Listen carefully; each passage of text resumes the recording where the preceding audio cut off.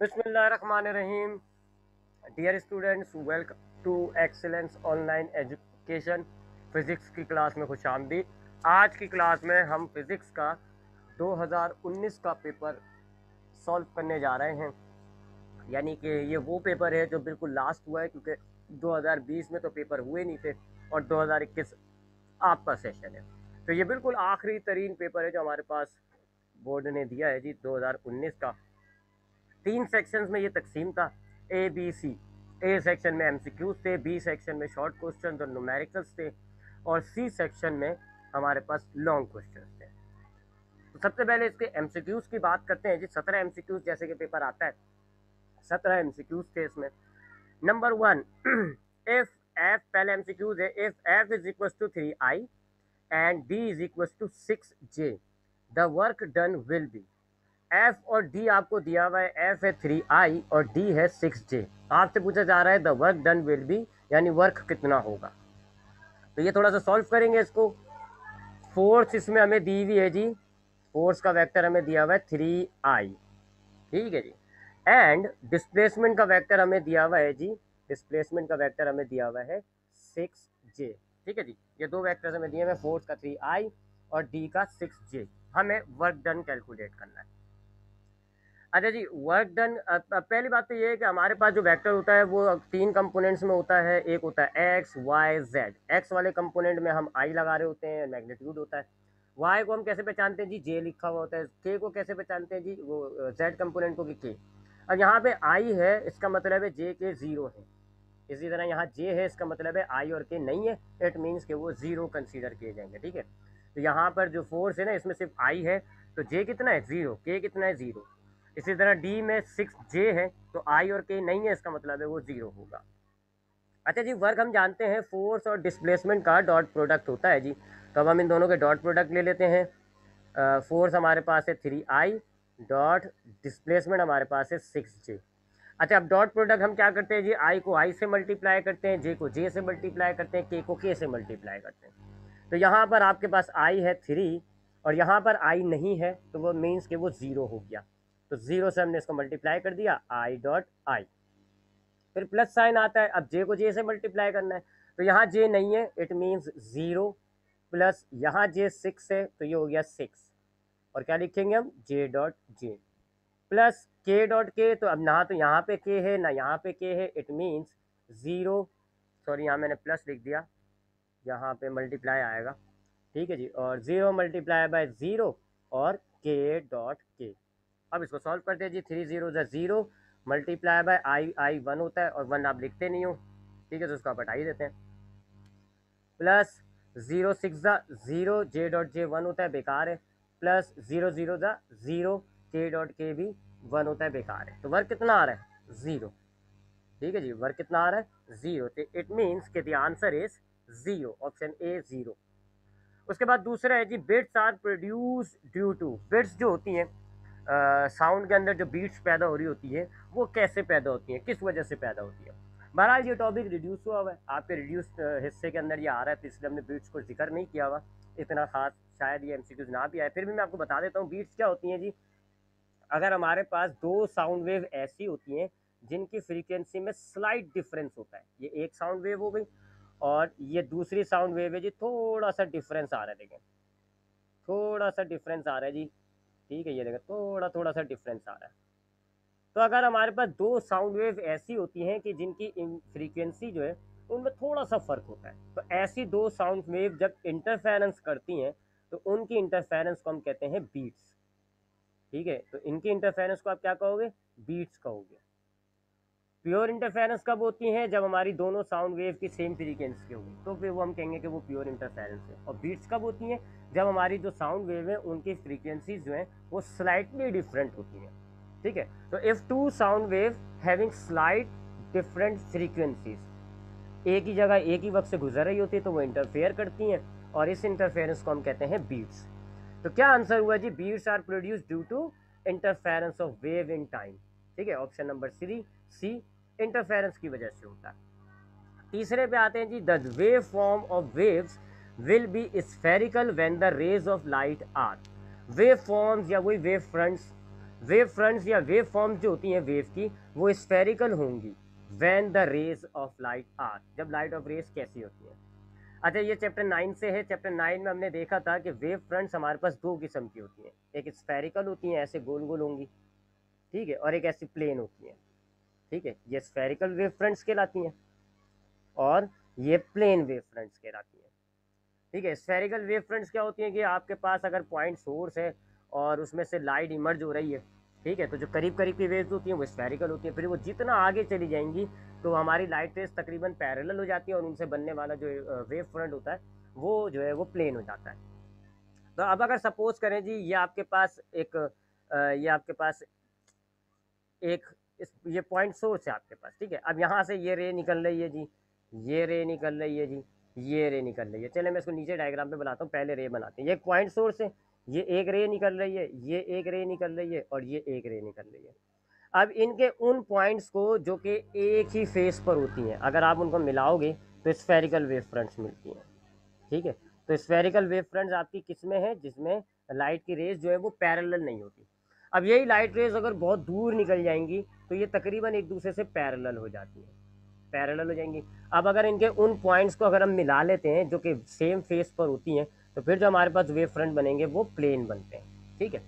तो दो किस्म के वेव फ्रंट्स होते हैं, स्फेरिकल जो कि गोल होते हैं और एक प्लेन वेव फ्रंट्स होते हैं। स्फेरिकल वेव फ्रंट्स हमारे कैसे प्रोड्यूस होंगे, जब हमारी लाइट रेज पैरेलल नहीं होंगी, एक दूसरे से पैरेलल नहीं होती, तो उनमें जो बनने वाला वेव फ्रंट होता है वो स्फेरिकल होता है। और अगर लाइट रेज हमारी पैरेलल होती हैं तो उनके अंदर जो हम वेव फ्रंट्स बनाते हैं वो प्लेन होता है, ठीक है। तो यहाँ पे क्या पूछा गया था कि वेव फॉर्म्स या wave front of waves will be spherical when the rays of light are not parallel. जब लाइट रेज पैरेलल नहीं होती तो जो वेव फ्रंट्स होंगे वो कैसे बनेंगे, वो स्फेरिकल बनेंगे, ठीक है जी। चौथा एमसीक्यू नंबर 4 है, if F be the limiting friction, F जो है वो लिमिटिंग फ्रिक्शन है and R be the normal reaction, और आर जो है इससे आप सरफेस का जो नॉर्मल रिएक्शन होता है वो शो कर रहे हैं, then the coefficient of static friction will be equal to. तो आपको बताना है कि जो कोफिशिएंट ऑफ स्टैटिक फ्रिक्शन है वो कितना होता है। देखें ये फ्रिक्शन से रिलेट है जी टॉपिक। ये फ्रिक्शन से रिलेट इतना पुराना टॉपिक है कि आप समझ लें मैट्रिक में पढ़ा हुआ होता है। हमारे पास ये एक ऑब्जेक्ट है जी, और जब हम इस ऑब्जेक्ट पे फोर्स अप्लाई करते हैं इसको मोशन में लाने के लिए, तो एक ऐसे अपोजिंग फोर्स पैदा होती है जिसको हम कहते हैं फ्रिक्शन। ये जो फ्रिक्शन होती है ये डायरेक्टली प्रोपोर्शनल होती है आपकी रिएक्शन ऑफ द सरफेस के। यानी कि ये जो आपका ऑब्जेक्ट है, ये जो आपका ऑब्जेक्ट है जिसमें आप मोशन पैदा करना चाह रहे हैं, फ्रिक्शन पैदा करना चाह रहे हैं, इसका वेट ऐसे नीचे की तरफ एक्ट कर रहा होता है, पलटे में ये जो सरफेस है ये ऐसे ऊपर की तरफ फोर्स लगाती है जिसको आप कहते हो आर। नॉर्मली ये वेट और आर बराबर होते हैं और इस आर से डायरेक्टली प्रोपोर्शनल होती है फ्रिक्शन, ठीक है। तो आर से डायरेक्टली प्रोपोर्शनल कह लें, आर वेट के बराबर है। आप ये भी कह सकते हैं कि फ्रिक्शन जो है वो वेट से डायरेक्टली प्रोपोर्शनल होती है। क्यों? क्योंकि वेट और आर इक्वल होता है, ठीक है, बस इनके डायरेक्शन अपोजिट होती है, इक्वल होता है। तो जब हम एक ऑब्जेक्ट में मोशन पैदा करने के लिए फोर्स लगाते हैं तो जो फ्रिक्शन पैदा होती है ना, ये जो फ्रिक्शन पैदा हो रही है ये रिएक्शन ऑफ द सरफेस से डायरेक्टली प्रोपोर्शनल होती है। इसको अगर हम इक्वेशन में कन्वर्ट करें तो इस प्रोपोर्शनैलिटी के साइन को हटाएंगे, इक्वल आ जाएगा और कांस्टेंट आता है। यहाँ जो कांस्टेंट आता है वो ये है, इसको हम कहते हैं कोफिशिएंट ऑफ फ्रिक्शन। ये म्यू साइन है जी ग्रीक लेटर का, और इसको क्या कहा जाता है, कोफिशिएंट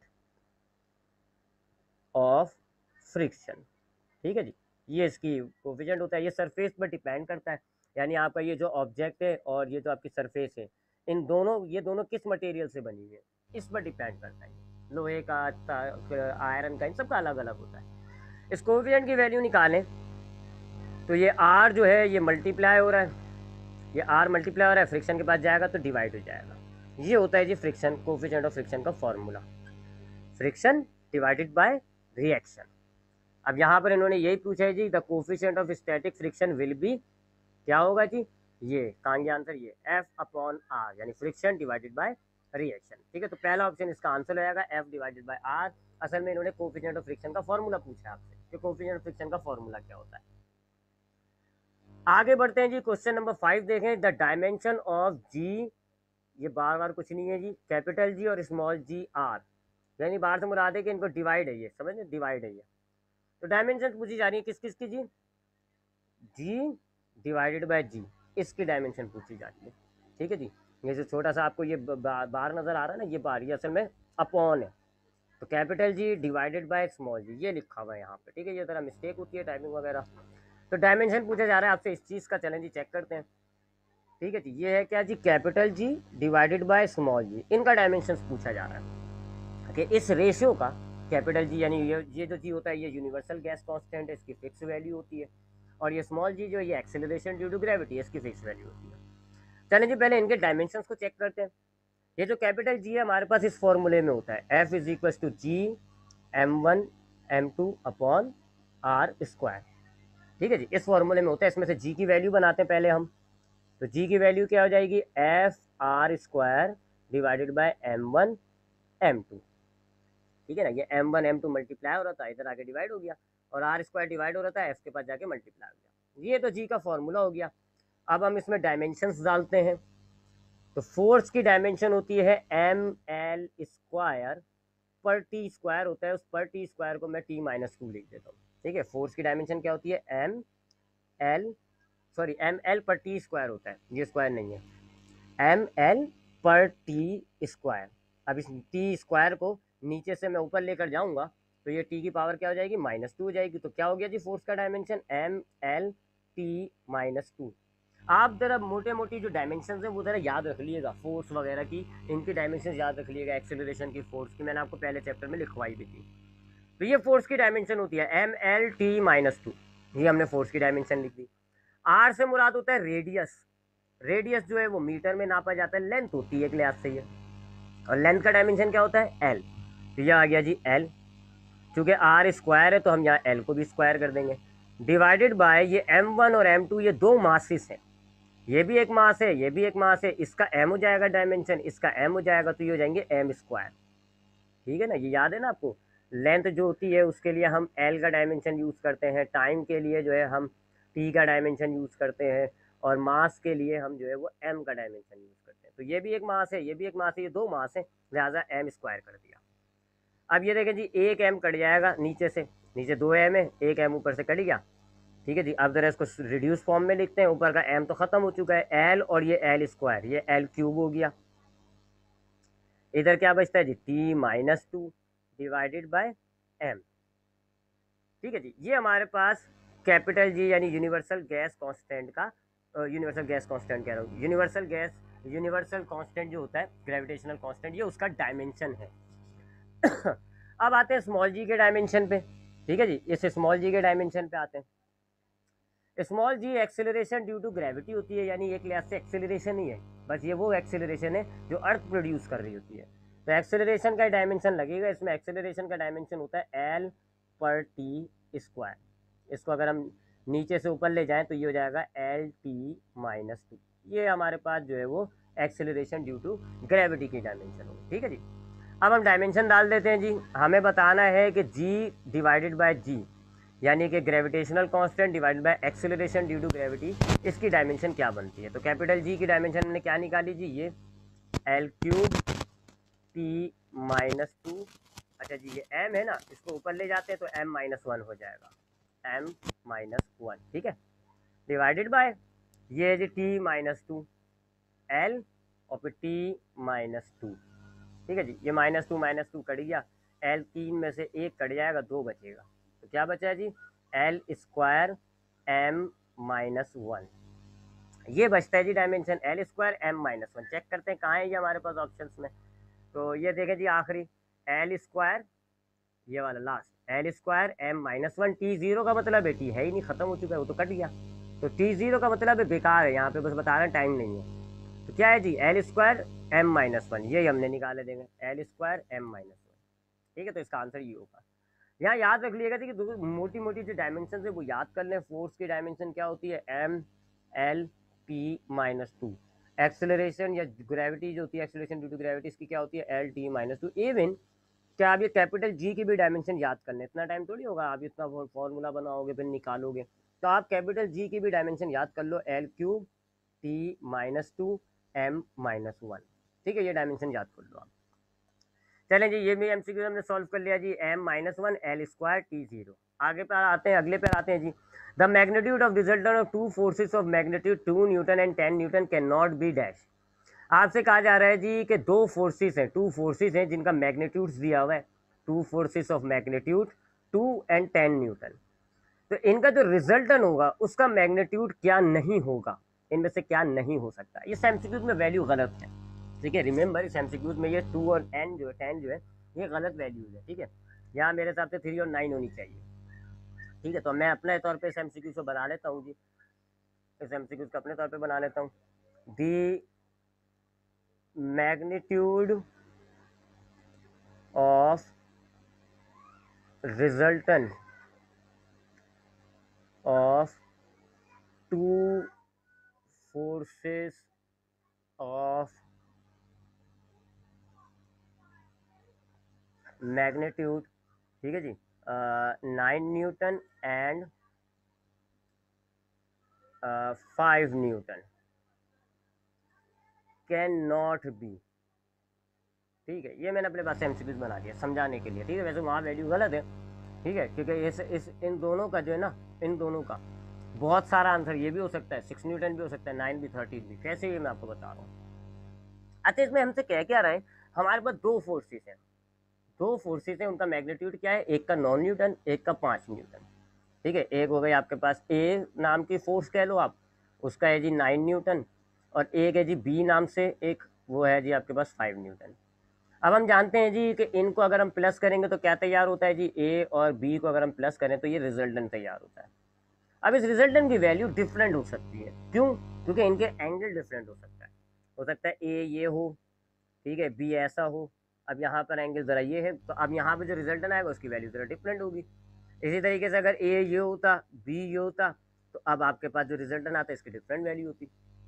तो वैल्यू की ताल्लुक होता है जी इस एंगल से, एंगल से, ठीक है। वैल्यू का ताल्लुक किससे होता है, एंगल से। जितना आपका एंगल बढ़ता जाएगा उतनी वैल्यू जो है वो कम होती जाएगी, कम होती जाएगी। इसी तरह अगर आपके पास ये होता बी वेक्टर, तो यहाँ पर रिजल्टेंट की वैल्यू और कम हो जाती, वगैरह वगैरह। तो हम यहाँ पे देखेंगे मैक्सिमम और मिनिमम वैल्यूज कब हो सकती है, ठीक है। यानी इन दोनों वेक्टर्स को अगर हम ऐड करते हैं तो मैक्सिमम वैल्यू क्या होगी, मिनिमम वैल्यू क्या होगी। तो भाई बाकी जितनी वैल्यूज हैं वो सब उसी रेंज में लाई कर रही होती है।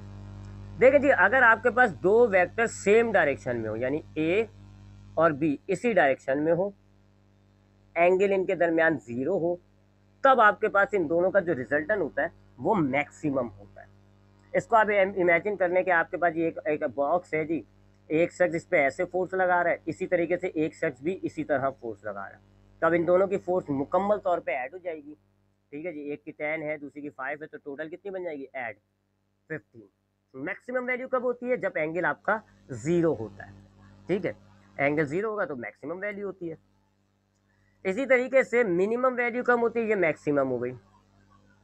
और मिनिमम वैल्यू कब होती है, जब एक वेक्टर आपका एक डायरेक्शन में, दूसरा वेक्टर आपका अपोजिट डायरेक्शन में हो, तब ये एक दूसरे को कैंसिल कर रही होती है। जैसे फ्रिक्शन हो गया होता है, थर्ड रिएक्शन वाला जो थर्ड लॉ जो था, every action there is always an equal reaction. अब फोर्स होती है इस डायरेक्शन में लग रही होती है, फोर्स इस डायरेक्शन में लग रही होती है, और फ्रिक्शन जो है वो अपोजिट डायरेक्शन में लग रही होती है, और ये दोनों एक दूसरे को कैंसिल करने की तरफ जाती है। आप ऐड कर रहे होते हो लेकिन ये एक दूसरे को कैंसिल कर रही होती है। तो जब इनके दरमियान एंगल जो है वो 180 होता है, तब हमारे पास जो है वो रिजल्टेंट जो है वो सबसे मिनिमम आ रहा होता है इनका, ठीक है। तो मैक्सिमम कब होता है रिजल्टेंट, आर मैक्सिमम कब होगा, जब आपके पास दोनों वेक्टर्स के दरमियान एंगल हो 0। और मिनिमम कब होगा, जब हमारे पास दोनों वेक्टर्स के दरमियान एंगल जो है वो 180 होता है, ठीक है।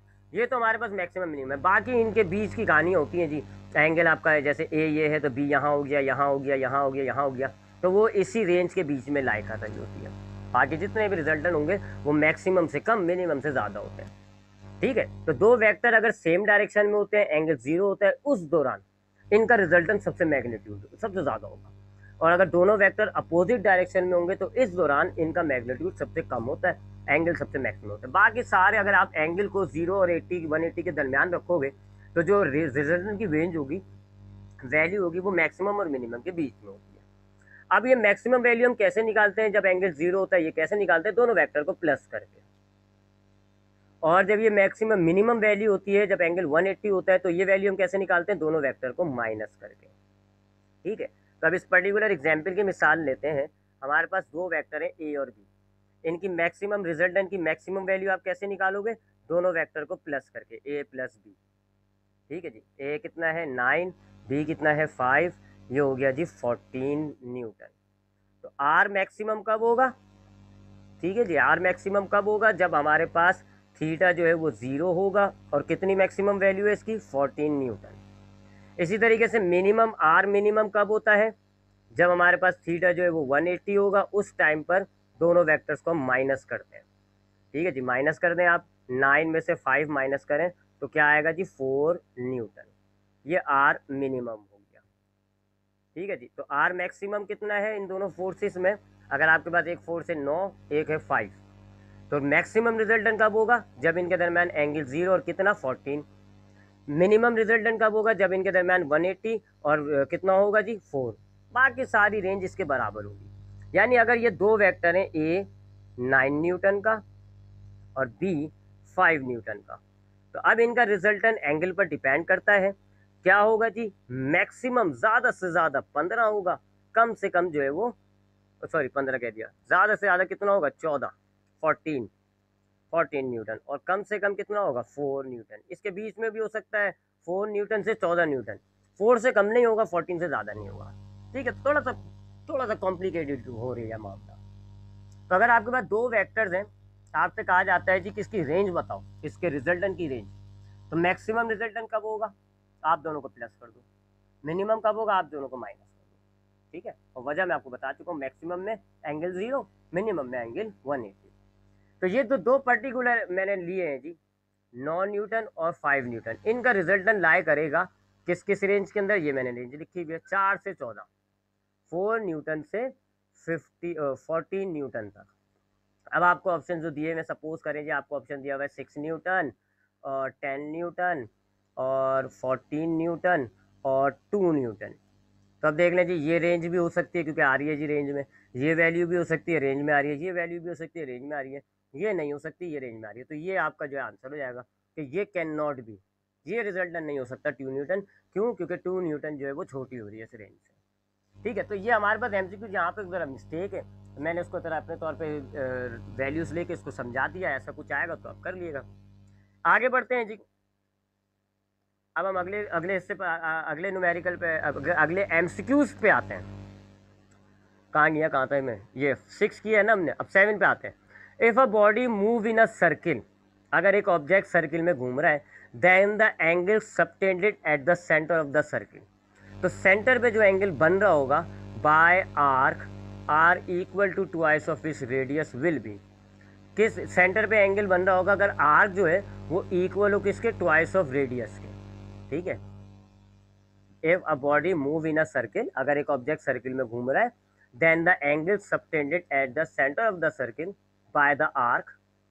ठीक है, तो जो एंगल सेंटर में बन रहा होगा जिसको हम एंगुलर डिस्प्लेसमेंट कहते हैं, arc are equal to twice of its radius, arc जो है वो रेडियस के ट्वाइस के बराबर है। तो अब आते हैं जो इसको समझते हैं जी। कहानी क्या है जी? कुछ ऐसा है कि हमारे पास एक सर्कुलर मोशन है, इसमें हमारे पास एक ऑब्जेक्ट घूम रहा है। ठीक है जी, ये हमारे पास ऑब्जेक्ट घूम रहा है। सपोज करें वो कह रहे हैं ए पॉइंट से बी पॉइंट पे वो गया है। इस दौरान इसने ये जो सेंटर से एंगल बनाया है, ये एंगल, ठीक है, ये कह रहे हैं व्हाट विल, कहाँ गया? Then the angle will be. ठीक है, ये लिखा है ना, then the angle will be. तो एंगल आपको बताना है, कंडीशन क्या दी हुई है? Arc is equal to twice of radius.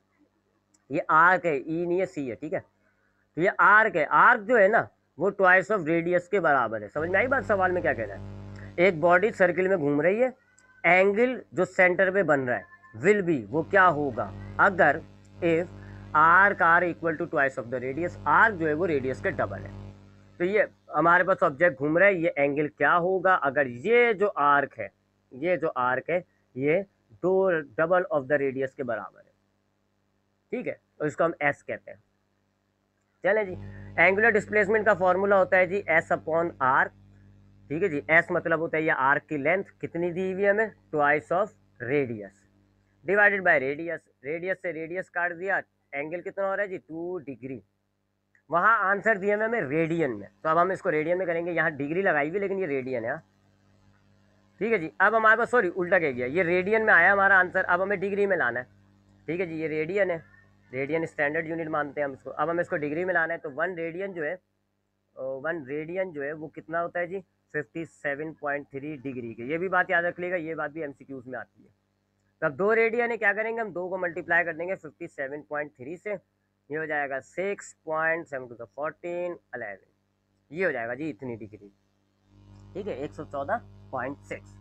तो आपसे कहा गया है कि एक सर्किल में आपका एक ऑब्जेक्ट घूम रहा है, ए से बी वो गया है, इस दौरान जो उसने आर्क तय किया है वो कितना है जी ट्वाइस ऑफ द रेडियस। आपको बताना है ये एंगल कितना है। आपने कहा जी ये जो एंगल होता है ये होता है S divided by R, S यानी आर्क की लेंथ, तो आपने वो आर्क की लेंथ लिख दी थी 2r divided by R, R से आर काटा, ये आ गया 2 रेडियन, ठीक है आपके पास आ गया 2 रेडियन। अब आपने इसको डिग्री में लाना है, तो एक रेडियन जो है 57.3 डिग्री के बराबर होता है, 2 रेडियन है आपने मल्टीप्लाई कर दिया, कितना आ गया 114.6 आ गया। ठीक है आगे बढ़ते हैं। In a spectrometer the focal length of the convex lens is equal to the length of its dash. Spectrometer chapter number 10 के अंदर बिल्कुल लास्ट में एक डिवाइस आएगी, स्टडी करेंगे हम, एज सच इंपॉर्टेंट नहीं होती, वो इतनी काम की नहीं है, लेकिन बहरहाल हम स्टडी कर लेंगे। उस डिवाइस का स्ट्रक्चर कुछ ऐसा होता है कि यहाँ पर ये होती है एक रॉड सी होती है जिसको हम कहते हैं कॉलीमीटर। ठीक है जी, उसके बाद यहाँ एक टर्न टेबल होती है जी, गोल सी टेबल होती है, उसमें यहाँ प्रिज्म रखा हुआ होता है। ठीक है ऐसे प्रिज्म रखा हुआ होता है, और उसके बाद यहाँ पर एक छोटा सा टेलीस्कोप लगा हुआ होता है, ये एक टेलीस्कोप लगा होता है, यहाँ स्क्रू स्क्रू होते हैं जी एडजस्ट करने के लिए। इस डिवाइस को हम कहते हैं जी कि ये कॉलीमीटर है, और इसका काम होता है कि जो हमारे पास कलरफुल फ्रिंजेस आ रही होती है उनको स्टडी किया जाता है। अब इस कॉलीमीटर में यहाँ पर एक लेंस लगा हुआ होता है, इस हिस्से पर कॉन्वेक्स लेंस होता है, और इसकी जो फोकल लेंथ है वो समझ लें बिल्कुल यहाँ पर आ रही होती है। इसकी जो फोकल लेंथ है वो कहाँ पर आ रही होती है, बिल्कुल एंड पे, यानी कॉन्वेक्स लेंस एक पॉइंट पर है, यानी कि कॉलीमीटर के एक एंड पर कॉन्वेक्स लेंस है और दूसरे एंड पर उसकी प्रिंसिपल फोकस होता है। तो अब फोकल लेंथ कितनी हो गई जी, लेंस और प्रिंसिपल फोकस के दरमियान जो फासला होता है उसी को हम कहते हैं focal length, which is equal to length of collimator. ठीक है तो ये आपके पास कॉलीमीटर हो गया जी। ठीक है इस एंड पर आपने ये लगाया हुआ कॉन्वेक्स लेंस, यहाँ पर इसका आ रहा होता है प्रिंसिपल फोकस। तो ये पूरा प्रिंसिपल फोकस से लेके लेंस तक का फासला ये फोकल लेंथ कहलाता है, और ये जो है तकरीबन कॉलीमीटर की लेंथ के बराबर हो जाता है। तो ये बात हमसे पूछी गई है। स्पेक्ट्रोमीटर में जो focal length of convex lens होती है वो इक्वल होती है किसके लेंथ के, हमने लिख दिया जी कॉलीमीटर के लेंथ के बराबर होती है। आगे आते हैं question number 9, the point which describe the motion of the whole system और बॉडी इज नोन एज, इसको हम कहते हैं centre of mass, chapter number 5 में आता है ये। ठीक है ये सेंटर ऑफ मास की डेफिनेशन है। अगले बार आते हैं जल्दी जल्दी से, the product of frequency and time period is, अगर हम फ्रीक्वेंसी और टाइम पीरियड को मल्टीप्लाई करें, प्रोडक्ट मतलब मल्टीप्लाई करें तो क्या होता है, चेक कर लेते हैं जी। फ्रीक्वेंसी और मल्टीप्लाई करने को कहा जा रहा है किससे, टाइम पीरियड से, तो पूछा जा रहा है जी क्या होता है product of frequency and time period. Time period का फॉर्मूला हमें पता है जी 1/f होता है, t is equal to 1/f, तो ये डाल दें यहाँ पे 1/f, f से f कट गया किसके बराबर है 1 के। तो टाइम पीरियड और फ्रीक्वेंसी को आप मल्टीप्लाई कर दो ना, 1 आंसर आता है। कहाँ है जी ये एमसीक्यूज, कहाँ गया, ये रहा question number 10, the product of frequency and time period is 1। When a transverse wave travelling through a rare medium is reflected from a dense medium, then phase change produced in it will be equal to, ये वो face change वाली बात है कि अगर आपसे कहा जा रहा है कि ट्रांसवर्स वेव जो है वो रेयर मीडियम से ट्रैवल करती हुई आई और रिफ्लेक्ट हो गई है डेंस मीडियम से, travelling through a rare medium, एक हल्के मीडियम में वो ट्रैवल कर रही थी, reflected from a dense medium, एक भारी मीडियम से टकरा दी। तो ये मैंने आपको बताया था जी इंटरफेरेंस इन थिन फिल्म में कि अगर हमारे पास ये एक रेयर मीडियम है और ये हमारे पास एक डेंसर मीडियम है और ये उसकी सरफेस है, डेंसर मीडियम की सरफेस। अब अगर एक ट्रांसवर्स वेव रेयर मीडियम से आ रही होती है और डेंसर से टकराकर रिफ्लेक्ट होती है तो इसकी ये वेव पलट जाती है, इसको हम कहते हैं फेस चेंज, और फेस चेंज तकरीबन 180 डिग्री एंगल से होता है। देखो ना एक ये रे है, आप इस रे को 180 एंगल से घुमा दो, देखो पलट गई, लेफ्ट साइड पे थी राइट साइड पे आ गई। एक ये रे है जी अप ऊपर की तरफ, आप 180 से इसको घुमा दो तो क्या हो गई, पलट गई, नीचे आ गई।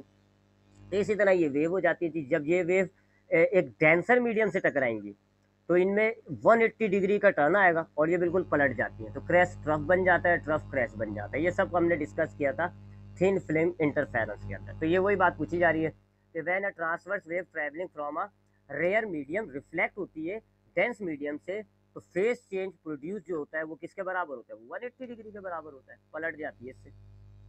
अगले पर आते हैं जी MCQ number 12, the gravitational constant was determined by, ये जो जी की वैल्यू होती है कैपिटल जी 6.67 मल्टीप्लाई बाय 10 की पावर -11, जिसको हम कहते हैं ग्रेविटेशनल कांस्टेंट, ये किसने कैलकुलेट करी थी, ये एक हेनरी कैवेंडिश नाम के साइंटिस्ट थे, उन्होंने कैलकुलेट किया था। याद कर लिएगा, ये तो नॉर्मल सी बात है। A projectile is thrown upward with a certain velocity. Its time of flight will be minimum if the launch angle is at. अगर एक प्रोजेक्टाइल को आप ऊपर की तरफ उछालते हो, वही प्रोजेक्टाइल मोशन, तो उसका जो टाइम ऑफ फ्लाइट होगा वो मिनिमम होगा कब, जब उसका लॉन्च एंगल क्या होगा, यानी किस एंगल पर इसका टाइम ऑफ फ्लाइट सबसे कम होगा। चलें जी, इस बात को भी चेक कर लेते हैं। ठीक है, आपसे कहा जा रहा है कि अगर आप एक प्रोजेक्टाइल को ऐसे उछालते हो तो टाइम मिनिमम किस एंगल पे होता है, टाइम मिनिमम जो है वो किस एंगल पे होगा, ये बात है ना देखना। A projectile is throne upward with a certain velocity, it's time of flight will be minimum if it is launch eight an angle of, अगर आप उस टाइम एक प्रोजेक्टाइल को छुड़ाते फेंकते हो तो उसका जो लॉन्च एंगल है वो क्या होगा, जिसमें टाइम मिनिमम होता है। अब यहाँ पर हमने ये मैक्सिमम रेंज ड्राइव की थी, एक हमने याद होगा आपको, आर मैक्स कब होता है जी, जब थीटा जो है वो 45 हो। ठीक है, यानी अगर आपके पास एक प्रोजेक्टाइल होता है, आप उसको अबे भाई आप उसको मुख्तलिफ एंगल से फेंकते हैं, मुख्तलिफ एंगल से फेंकते हैं, तो 45 से जब आप फेंकेंगे तो उसकी मैक्सिमम रेंज होती है। 45 से आपने फेंका, उसकी मैक्सिमम रेंज होगी। इससे कम या इससे ज़्यादा एंगल पे फेंकोगे तो आप इसकी रेंज कम होती जाएगी। ठीक है, अगर आपने मिसाल है इससे ज़्यादा एंगल बनाए, 45 से ज़्यादा बनाया, हाइट इंक्रीज हो जाएगी, रेंज कम हो जाएगी। और ज़्यादा बनाया, हाइट मज़ीद इंक्रीज हो जाएगी, रेंज और कम हो जाएगी। और एंगल कम बनाओगे तो हाइट भी कम होगी, रेंज भी कम होगी। और एंगल बना और कम करते जाओगे एंगल, तो हाइट भी कम, रेंज भी कम। ठीक है, मैक्सिमम रेंज कब होती है, 45 डिग्री पर। 45 से ग्रेटर कर दोगे एंगल को, ये वाले बड़े कर दोगे, हाइट बढ़ जाएगी, हाइट इंक्रीज हो जाएगी, लेकिन रेंज फिर भी कम रहती है। अब हाइट इंक्रीज होगा, इसका मतलब क्या है, टाइम ऑफ फ्लाइट ज़्यादा लगेगा। अब भी ज़्यादा टाइम लगेगा जी, बॉल इतनी ऊपर जाएगी और फिर वापस आएगी। आपकी ये जो होता है 30 डिग्री का एंगल जो है, 30 डिग्री का एंगल ऐसा एंगल होता है जिसमें रेंज भी कम है, हाइट भी कम है। तो बस ये बात याद रख लीजिएगा, 45 पर रेंज मैक्सिमम होती है। अगर आप 45 से इंक्रीज करेंगे रेंज कम होगी, डिक्रीज करेंगे तो भी रेंज कम होगी। लेकिन जब आप 45 से ऊपर करते हो तो हाइट इंक्रीज हो रही होती है, 45 से नीचे करते हो तो हाइट भी डिक्रीज हो रही होती है। अब हाइट और रेंज दोनों डिक्रीज हो रही है, इसका मतलब क्या है, टाइम ऑफ फ्लाइट कम लगेगा, जल्दी से बॉल आ जाएगी ज़मीन पर। ठीक है, तो कौन सा एंगल होगा, वो 30 डिग्री, बिल्कुल मिनिमम 30 डिग्री पर जो है ये प्रोजेक्टाइल जो है वो आप समझ लो कि सबसे कम टाइम लेगा, इसकी रेंज भी कम होती है, इसकी हाइट भी कम होती है, और ये बिल्कुल जो है सबसे मिनिमम टाइम अचीव करता है, और जो है आपका प्रोजेक्टाइल नीचे आ जाएगा। इससे कम का एंगल करोगे तो भाई फिर वो जो है उड़ेगा ही नहीं, निकलेगा ही नहीं। तो करेक्ट आंसर जो है वो क्या होगा जी, ये रहा देखें 30 डिग्री। आगे आते हैं I cross J dot J cross I किसके बराबर है, क्या पूछा है जी, आई क्रॉस जे, फिर डॉट है जी, और फिर जे क्रॉस आई, ये किसके बराबर है। बहुत ही ईजी है, हम जानते हैं कि अगर हम दो अलग अलग वेक्टर्स का क्रॉस प्रोडक्ट लेते हैं, आई और जे का क्रॉस प्रोडक्ट लेंगे तो वो के के बराबर होगा। ठीक है, आई और जे का डॉट प्रोडक्ट लोगे तो वो के बराबर होता है। लेकिन अगर हम उल्टा कर दें, जे क्रॉस आई, तो ये माइनस के बराबर होता है। ये हमने पढ़ा है कि वेक्टर प्रोडक्ट में कम्यूटेटिव प्रॉपर्टी नहीं होती। अगर आप वेक्टर्स को आगे पीछे कर दोगे, आई को बाद में ले आए, जे को पहले ले आए, answer will not be same, answer same नहीं होगा, डायरेक्शन में फ़र्क आ जाता है। अगर ये आई है, सपोज करें ये आई है, ये जे है, तो अब इन दोनों का क्रॉस प्रोडक्ट जो है वो ऐसे बनेगा, ये होगा के। और अगर आप उल्टा कर दो, अगर आप जे क्रॉस आई करोगे तो फिर अब इनका ऐसे बनता है, वैल्यू मैग्नीट्यूड सेम होगा, के ही बनेगा, लेकिन डायरेक्शन चेंज होगा, इसलिए हम कहते हैं माइनस के। ठीक है, तो आई डॉट जे जो है, आई क्रॉस जे सॉरी के हो गया डॉट, और जे क्रॉस आई क्या हो गया, माइनस के। माइनस आप बाहर कर लें, अब क्या है जी, आपको के डॉट के करना है, दो सेम वेक्टर का डॉट प्रोडक्ट जो है वो 1 के बराबर होता है, तो क्या हो गया जी, -1। तो करेक्ट आंसर इज दी -1। अब आते हैं जी आगे, टू फोर्सेस टू, अच्छा एक और बात मैं यहाँ बताता चलूँ, चले अगर यहाँ पर भी हमें ये कर दिया जाता जी आई डॉट आई, फिर क्या होता, फिर +1 हो जाता। अगर ये कहते हैं ना आई डॉट जे, तो अब ये भी के होता है ये भी k होता है और k 1 होता है, तो फिर +1 हो जाता। ये माइनस क्यों आ रहा है? क्योंकि यहाँ पे आपको दोनों वेक्टर की पोजीशन में तब्दीली नजर आ रही है। Two forces which are equal in magnitude but opposite in direction are not acting along the same straight line forms a dash. अब ये अभी हमने चैप्टर 5 नहीं पढ़ा हुआ, ये वहाँ से है। अगर दो फोर्सेज होती हैं, मैग्नीट्यूड में सेम होती हैं, अपोजिट डायरेक्शन में होती है, तो वो कपल कहलाती है। एक ही रॉड पे, अगर एक ही रॉड पे मिसाल के तौर पे ये आपके पास एक रॉड है, ठीक है, ये इसका सेंटर है, आप दो फोर्सेस लगा रहे हैं, एक न्यू फोर्सेस लगा रहे हैं, एक न्यू फोर्सेस लगा रहे हैं, ये दोनों एफ हैं, दोनों बराबर हैं, दोनों फोर्स बराबर हैं, इनकी डायरेक्शन में फ़र्क है। तो अब इन दोनों फोर्स को हम कंबाइनली क्या कहते हैं? कंबाइन करके हम कहते हैं कि ये एक कपल है। Two forces having same magnitude but opposite in direction acting on the same object. एक ही लाइन ऑफ एक्शन होता है जी, एक ही लाइन पर एक्शन कर रही होती है। ये नहीं है कि ये यहाँ लग रही है और ये यहाँ लग रही है, एक यहाँ लग रही है, एक यहाँ लग रही है, ऐसे नहीं, एक ही लाइन पर होती है। तो इसको हम कहते हैं कपल। चैप्टर 5 में आएगा, हम उसको वहाँ पे ज़रा डिटेल में डिस्कस कर लेंगे। If the time interval is very small, t is approaching to zero, the rate of change of velocity is called dash. हम जानते हैं जी कि अगर हमारे पास कोई चीज़ कितनी स्मॉल होती है कि टाइम जो होता है तकरीबन जीरो के बराबर है, तो उसको हम कहते हैं इंस्टेंटेनियस, एक झटके की, एक लम्हे की, ठीक है। अच्छा, rate of change of velocity कहते हो आप एक्सेलरेशन को। अगर वेलोसिटी का चेंज होने का रेट निकाल दें, अगर हम रफ्तार में कितनी तब्दीली आ रही है इसका रेट निकालें, टाइम रेट, इसको हम कहते हैं एक्सेलरेशन। और टाइम अगर आपका अप्रोचिंग टू जीरो होता है तो इसको हम कहते हैं इंस्टेंटेनियस एक्सेलरेशन। अगला है जी वेबर फ्रेशनल लॉ। क्या होता है वेबर फ्रेशनल लॉ? जो है वो साउंड वाले चैप्टर में हमने पढ़ा है, म्यूजिकल, जब उसके हमने करेक्टरिस्टिक पढ़े थे ना, म्यूजिकल साउंड, लॉ, पिच और क्वालिटी। तो म्यूजिकल साउंड में जब वो पहला करेक्टर आता है लाउडनेस, उसमें हमने पढ़ा था कि लाउडनेस जो होती है वो डायरेक्टली प्रोपोर्शनल होती है लॉग ऑफ इंटेंसिटी की, और इसी को ही हम कहते हैं वेबर फ्रेशनल लॉ। तो लाउडनेस क्या होती है जी? आपकी जो आवाज़ होती है उसकी शिद्दत को कहते हो। जितनी ज़्यादा लाउडनेस होती है उतनी ज़्यादा आवाज़ भाग होती है, ज़्यादा ज़ोर से सुनाई दे रही होती है, लाउड हो जाती है। जितनी कम आवाज़ होती है उतनी आपको वो हल्के से, धीमे से सुनाई दे रही है। जबकि इंटेंसिटी क्या होती है जी? कि आपकी जो आवाज़ है उसके यूनिट एरिया में कितनी, आवाज़ की जो वेव है, साउंड वेव है, उसके यूनिट एरिया में कितनी एनर्जी स्टोर हुई है। जितनी ज़्यादा एनर्जी होती है, जितनी ज़्यादा एनर्जी होगी उतनी ही आवाज़ जो है वो ज़्यादा ताकतवर हो जाएगी, ज़्यादा लाउड हो जाएगी, लाउडनेस इंक्रीज हो जाती है। तो इसका मतलब है इंटेंसिटी और लाउडनेस में लिंक है। इस लिंक को ढूंढा था वेबर फ्रेशनल ने, और उसने कहा था जो लाउडनेस होता है वो इंटेंसिटी के लॉग से डायरेक्टली प्रोपोर्शनल होता है। तो उस लॉ को हम कहते हैं Weber fractional law. Loudness of sound is directly proportional to log of I, मतलब इंटेंसिटी। ठीक है, ये हो गए जी एमसीक्यूज। आगे बढ़ते हैं जल्दी जल्दी से। अब आते हैं शॉर्ट सेक्शन पे, सेक्शन बी की तरफ। उसके लिए हम एक नया सफ़ा खोल लेते हैं जी। हमने एक नया सफ़ा खोल लिया, अब हम सेक्शन बी की तरफ जा रहे हैं। सेक्शन बी, ठीक है, 2019 का पेपर।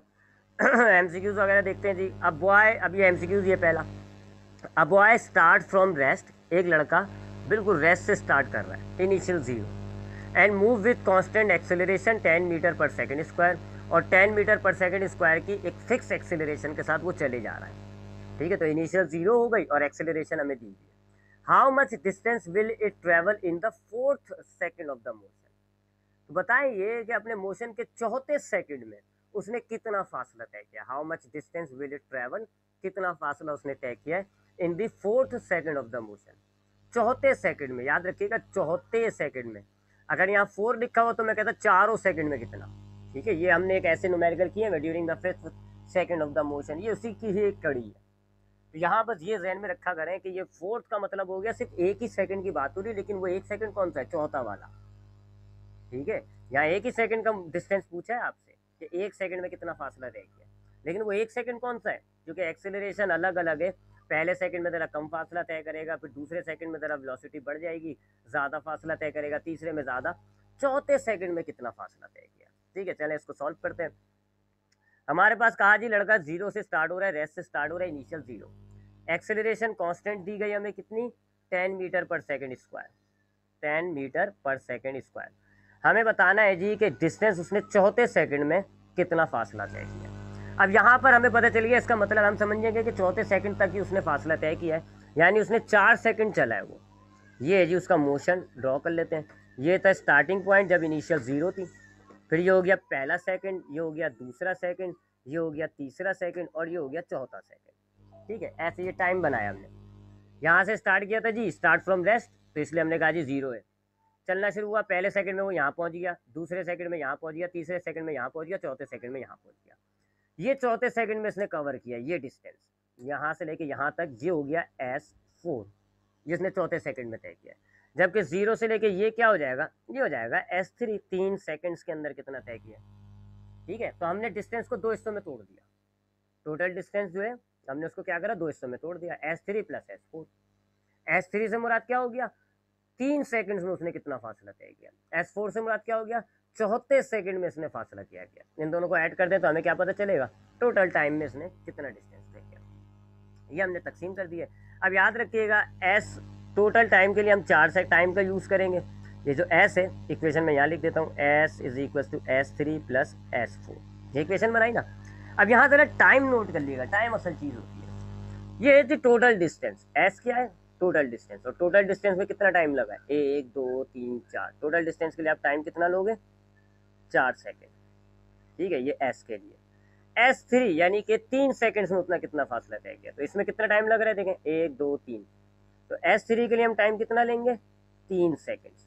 जबकि S4 से मुराद है चौथे सेकंड में उसने कितना फासला तय किया। इसमें हमारे पास 1 ही सेकंड लग रहा है, तो इसमें हम टाइम कितना लेंगे, 1 सेकंड।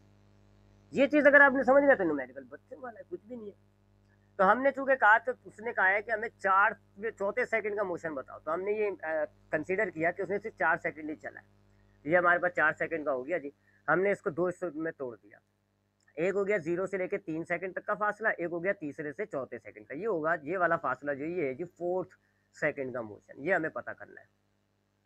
टोटल डिस्टेंस को हमने 2 हिस्सों में तोड़ दिया, यानी कि S3 + S4।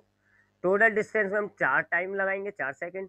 S3 में हम 3 सेकंड लगाएंगे, S4 में हम 1 सेकंड लगाएंगे। चलें जी, अब हम ये तीनों चीज़ें मालूम कर लेते हैं। सबसे पहले टोटल डिस्टेंस निकालते हैं। S = VIT + 1/2 AT²। ये टोटल डिस्टेंस यानी इसके लिए लगा रहा हूँ जी। तो VI हो गया 0, टाइम कितना लूँगा मैं, 4 सेकंड, + 1/2 A हो गया हमारे पास 10, टाइम हो गया 4²। ठीक है जी, ये 0 4 × 0, ये तो बेकार हो गया 2, और ये 5 हो गया। 5 × 4 का स्क्वायर होता है 4 4 × 16। अब इन दोनों को मल्टीप्लाई कर देते हैं, 5 6 × 30, 5 1 5 6 7 8। टोटल डिस्टेंस इसने कितना तय किया, 4 सेकंड्स के अंदर 80 मीटर टोटल आ गया जी। अब हम S3 निकाल लेते हैं जी। अब हम क्या निकालते हैं, S3। तब वही फॉर्मूला लगाएंगे जी, S = VIT + 1/2 AT²। अब हम इस फॉर्मूले को S3 के लिए यूज़ करते हैं। तो S3 = VI हो गया 0, टाइम कितना लेंगे हम, S3 के लिए हम टाइम लेंगे 3 सेकंड्स का। तो ये हमने 3 सेकंड्स लिया, 1/2 A आपके पास 10 है, T हो गया जी 3²। ठीक है जी, ये तो 0 3 × 0 बेकार हो गया, यहाँ कट के 5 बचा, और × 3 का स्क्वायर होता है 9, 5 9 × 45। तो S3 भी आपको पता चल गया, दोनों डिस्टेंस पता चल गया। अब आपने जो इक्वेशन बनाई थी, S = S3 + S4, वैल्यूज़ डालें। S हमारे पास टोटल डिस्टेंस 80 है, S3 हमारे पास है 45 + S4, ये हमें मालूम करना है। तो 45 प्लस हो रहा है, इधर जाके माइनस हो जाएगा। ठीक है, तो S4 कितना हो गया जी, 35 मीटर, ये हमने निकाल लिया जी। चौथे सेकंड में उसने 35 मीटर का फासला तय किया। ठीक है, इजी था ना, कोई मुश्किल तो नहीं था, इजी था, आसान था। आगे बढ़ते हैं जी। दूसरा भी एक न्यूमेरिकल ही है, एन एस्ट्रोनॉमिकल टेलीस्कोप। अच्छा, अब ये जानते हैं आप, ये जो चैप्टर है ये हमने पढ़ा तो नहीं है अभी, चैप्टर नंबर 10, लेकिन हम इसके न्यूमेरिकल सॉल्व कर रहे हैं। इसकी जो डेरिवेशन वाले क्वेश्चन है वो अभी आप रहने दीजिएगा, जब मैं आपको ये चैप्टर पढ़ाऊंगा तो वो डेरिवेशन वाले सवाल तब याद कर लिएगा। लेकिन इसके न्यूमेरिकल्स हम नहीं छोड़ रहे, इसके न्यूमेरिकल्स हम कर रहे हैं। तो आप भी करिएगा, आसान न्यूमेरिकल्स होते हैं, समझ जाइएगा, सिंपल फार्मूले याद कर लीजिएगा। तो न्यूमेरिकल्स हम अटैम्प्ट कर रहे हैं और आप भी अटैम्प्ट करोगे। ठीक है, सिर्फ इसकी डेरिवेशन हम जो है चैप्टर जब समझेंगे तब करेंगे। N astronomical telescope having angular magnification 5। एक एस्ट्रोनॉमिकल टेलीस्कोप है। अब ये क्या डिवाइस है ये हम उसी चैप्टर में पढ़ेंगे। बहरहाल अभी आप ध्यान में रख लो, एक टेलीस्कोप है जिसकी मैग्निफिकेशन आपको दी हुई है जी, एंगुलर मैग्निफिकेशन कितनी, 5। ठीक है, ये डिवाइस क्या होती है, एंगुलर मैग्निफिकेशन क्या होता है, ये हम जब चैप्टर पढ़ेंगे तब एक्सप्लेन करेंगे। अभी बस आप मेजर मोटी मोटी बातें ध्यान में रखिएगा। एक एस्ट्रोनॉमिकल टेलीस्कोप है having angular magnification 5। Angular magnification को हम सिंपली एम से डिनोट करते हैं, तो हमने लिख दिया M5, कोई यूनिट नहीं होता। Of two thin lenses 24 centimetre apart, जो दो लेंसेज हैं वो 24 सेंटीमीटर एक दूसरे से दूर हैं। टेलीस्कोप में जो दो लेंसेज हैं वो आपके 24 सेंटीमीटर दूर हैं। ठीक है जी, तो मैग्निफिकेशन 5 हो गई जी। आगे क्या लिखा हुआ है, कहाँ है ये रहा। मैग्निफिकेशन 5 है, consist of two lenses, two thin lenses 24 centimetre apart. दो लेंसेज जो है वो 24 सेंटीमीटर दूर हैं, इसको हम कहते हैं लेंथ ऑफ टेलीस्कोप। ये क्या होता है जी, ये टेलीस्कोप की ट्यूब है, ठीक है जी, और इसमें दो लेंसेज लगे हुए होते हैं, एक ये लेंस एक ये लेंस। एक को आप कहते हो ऑब्जेक्टिव, एक को आप कहते हो आई पीस, ठीक है।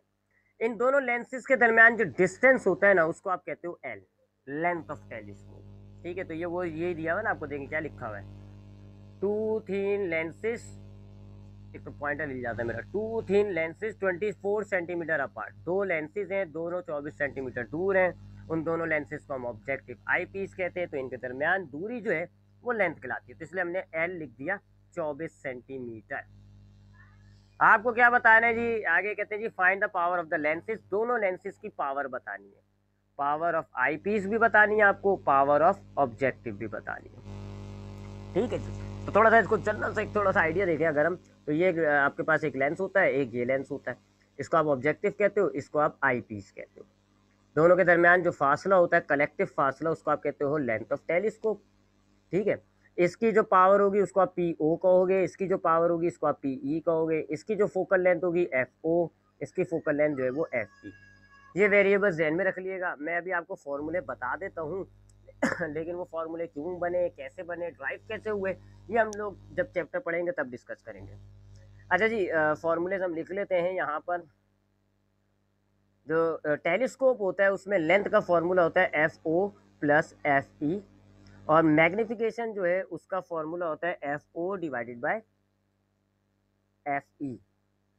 जबकि पावर का जो फॉर्मूला होता है वो होता है जी 100 डिवाइडेड बाय फोकल लेंथ, लेकिन फोकल लेंथ होनी चाहिए सेंटीमीटर में, बहरहाल हमारे पास यहाँ सेंटीमीटर में ही आ रही होगी 24 सेंटीमीटर। ये तीन सिंपल फार्मूले हैं, पहला, दूसरा, तीसरा। ये वाला फार्मूला लेंथ ऑफ टेलीस्कोप का है पहला वाला, दूसरा वाला फार्मूला जो है वो मैग्निफिकेशन का होता है, टेलीस्कोप का अलग होगा, कंपाउंड माइक्रोस्कोप के अलग होंगे, और ये पावर का है। अब इन तीन फार्मूले की मदद से सॉल्व करते हैं।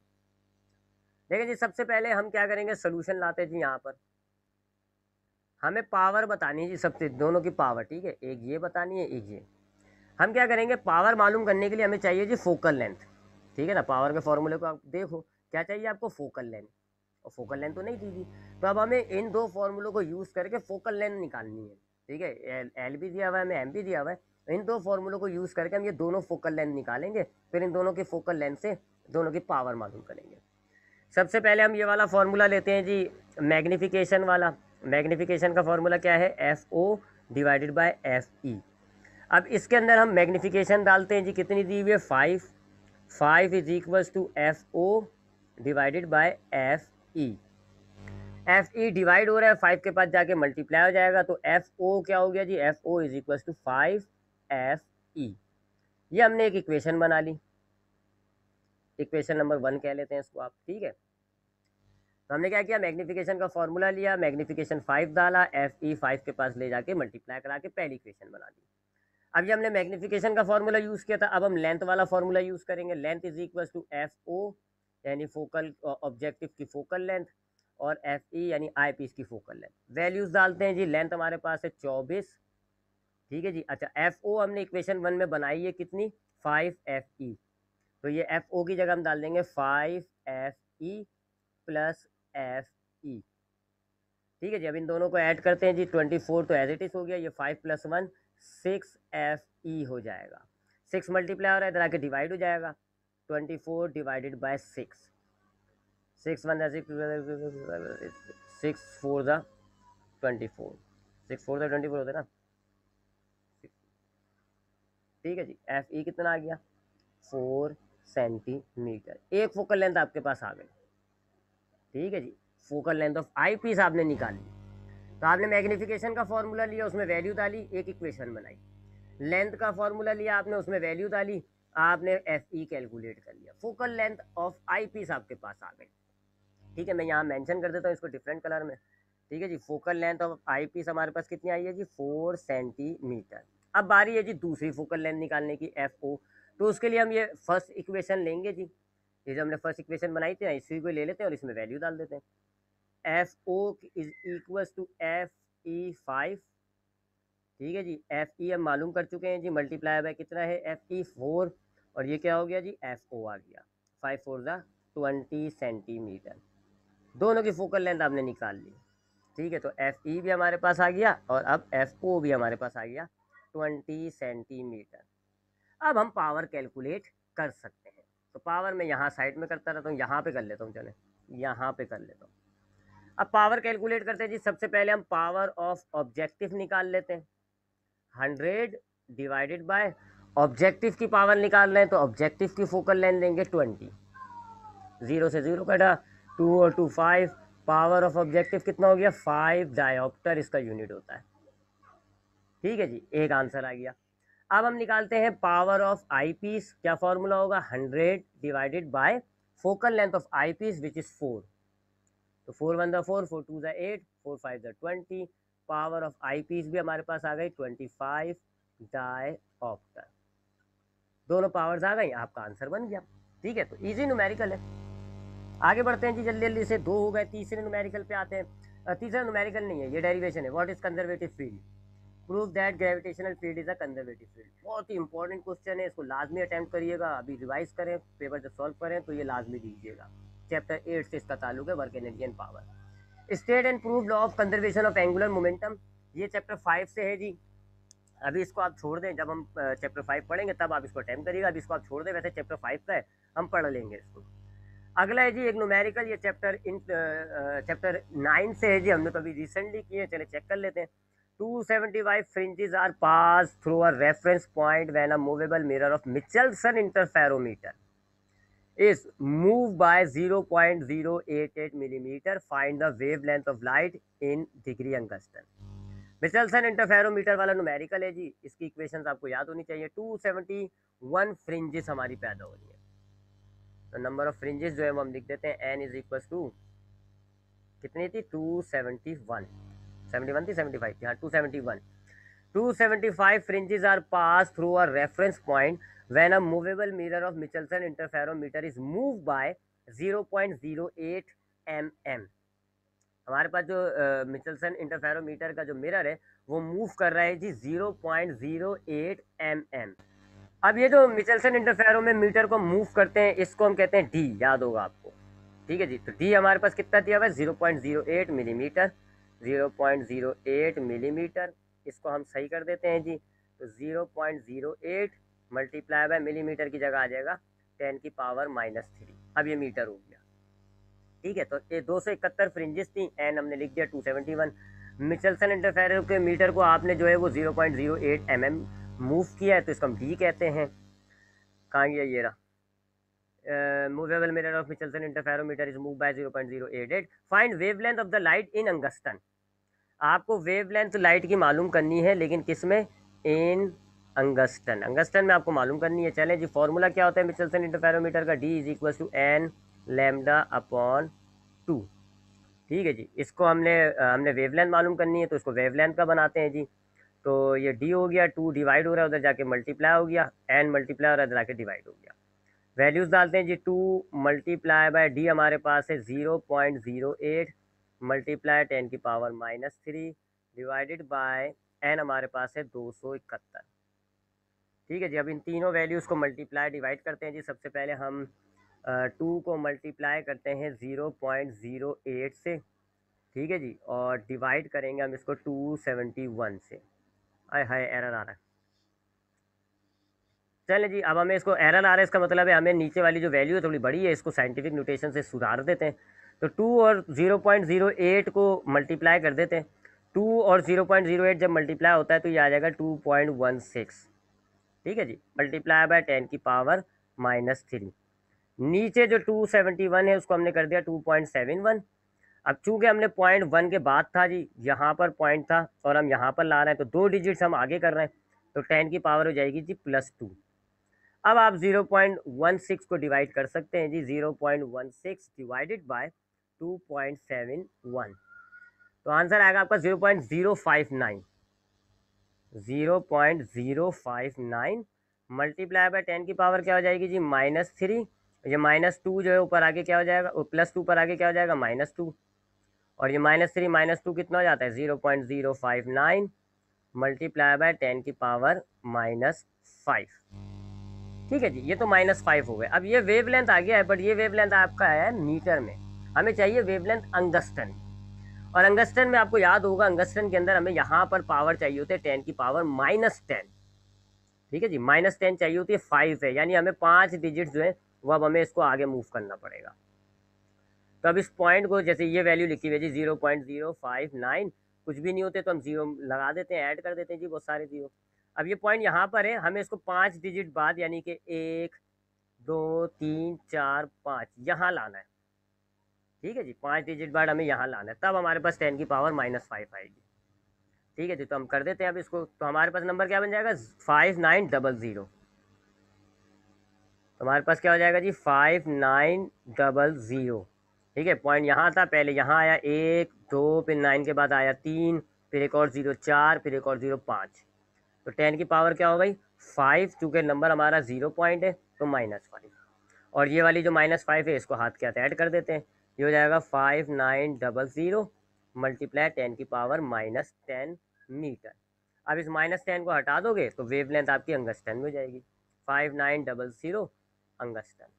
ये आंसर हो गया। ठीक है जी, तो ये भी न्यूमेरिकल हमने कर लिया। कहाँ था जी, ये 5वां न्यूमेरिकल है।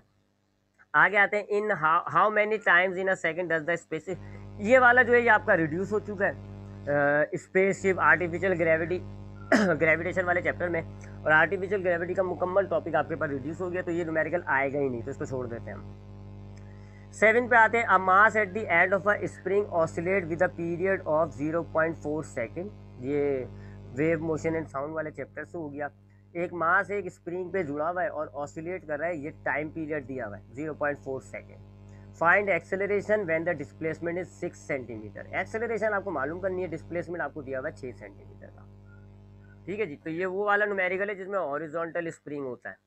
ऐसे आपके पास एक स्प्रिंग लगा हुआ होता है ना, हॉरिजॉन्टल स्प्रिंग लगा हुआ होता है, और इस पे ये मास लगा हुआ होता है। ये कह रहे हैं जी कि देखें लिखा हुआ है, ये a mass at the end of the spring, spring के आखिर में एक मास लगा हुआ है, ऑसिलेट वाइब्रेट कर रहा है वो spring with a period of 0.4 time period आपको दिया हुआ है 0.4 सेकेंड। फिर कहते क्या है जी, find acceleration when the displacement is 6 centimetre.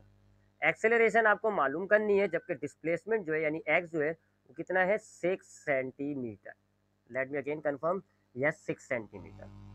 इसको करेक्ट करते हैं जी, डिस्प्लेसमेंट को डिवाइड करेंगे 100 से, और ये हो जाएगा जी 0.06 मीटर। ठीक है, ये डेटा आपके पास, आपको एक्सेलरेशन पता करना है, टाइम पीरियड वगैरह आपको दिया हुआ है। चलें जी, अब टाइम पीरियड के फॉर्मूले को अगर हम जहन में दौड़ाएं, जहन में दौड़ाएं टाइम पीरियड के अगर हम फॉर्मूले को, यही वाले ये जो इलास्टिक रिस्टोरिंग फोर्स होता है, इसमें होता है जी 2π√m/k। ना तो m दिया हुआ है ना k दिया हुआ है। ठीक है, तब हमें इस m और k को हटाना है। एक दो न्यूमेरिकल्स में हमने किया ये फैक्ट, m और k दोनों को रिमूव करना होता है। हम क्या कहते हैं जी, हम ये वाली बात कहते हैं कि अकॉर्डिंग टू हुक्स लॉ के मुताबिक फोर्स जो होती है एक इलास्टिक रिस्टोरिंग फोर्स में, वो कितनी होती है के एक्स। जबकि सेकेंड लॉ ऑफ मोशन के मुताबिक जो फोर्स होती है वो कितनी होती है एम ए। अब इन दोनों इक्वेशंस को आप कंपेयर करें तो ये हो जाएगा M A is equal to K X. K इधर ले आए तो ये हो जाएगा एम अपॉन के, और ए आप उधर ले जाएं तो ये हो जाएगा एक्स अपॉन ए। ठीक है जी, ये वैल्यू हमने बनाई, और अब ये हम एम अपॉन के की जगह क्या डाल देंगे, एक्स अपॉन ए। तो ये अब हमारे पास हो जाएगा जी 2π√x अपॉन ए। ये टाइम पीरियड का फॉर्मूला हमने दूसरा बना लिया। अब इसमें हम वैल्यूज डालते हैं जी, 0.42 मल्टीप्लाई बाय पाई होता है 3.142, √x हमारे पास है 0.06 डिवाइडेड बाय ए हमें मालूम करना है। ठीक है जी, 0.4 इज इक्वल टू, इन दोनों को मल्टीप्लाई करें 6.284 √0.06 डिवाइडेड बाय ए। अब 0.4 ये जो 6.284 है मल्टीप्लाई है, इधर आके डिवाइड हो जाएगा, ये ऐसे डिवाइड हो जाएगा, इधर आपके पास बचेगा root 0.06 divided by A.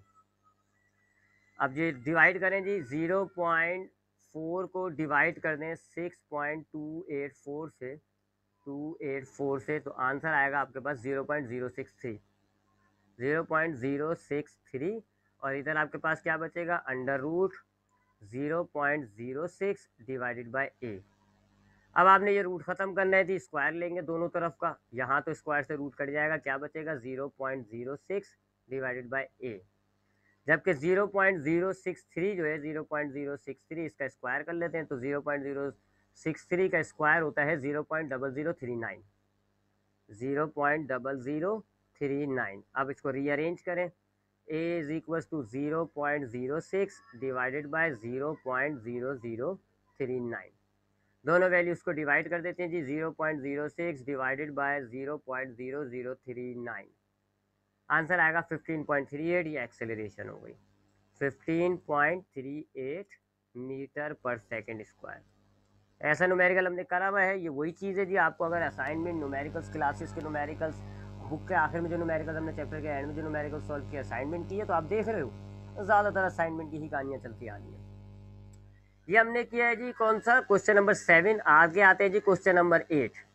What is the cause of centripetal acceleration. Centripetal acceleration की कॉज पूछ रहा है, यहाँ आपने सेंट्रीपिटल एक्सेलरेशन की डेफिनेशन लगा देनी है। क्या वजह होती है सेंट्रीपिटल एक्सेलरेशन की, डायरेक्शन चेंज। एक्सेलरेशन कहते हैं जी, इसकी दो डेफिनेशन है, दोनों ही लगा सकते हो आप। पहली डेफिनेशन में हम क्या कहते हैं जी, कि the acceleration produce which is due to the change in direction of linear velocity, तो वो एक्सेलरेशन जो लीनियर वेलोसिटी की डायरेक्शन की चेंज की वजह से आता है उसको आप सेंट्रीपिटल एक्सेलरेशन कहते हो।